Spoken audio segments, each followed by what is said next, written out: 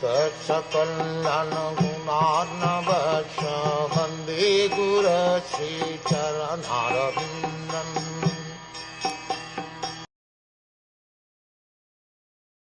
When the cowherd woman, Krishna's foster mother Yashoda, was trying to tie the hands of her son with ropes, she found the rope to be always insufficient in length, and when she finally gave up, Lord Krishna, by and by, opened his mouth, wherein the mother found all the universes situated.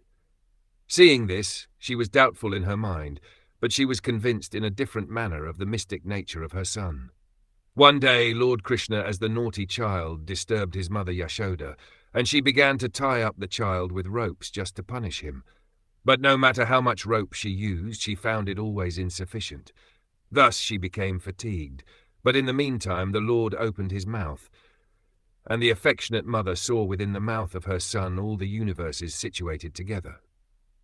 The mother was astonished, but out of her deep affection for Krishna, she thought that the almighty Godhead Narayan had kindly looked after her son, just to protect him from all the continuous calamities happening to him. Because of her deep affection for Krishna, she could never think that her very son was Narayan, the personality of Godhead himself.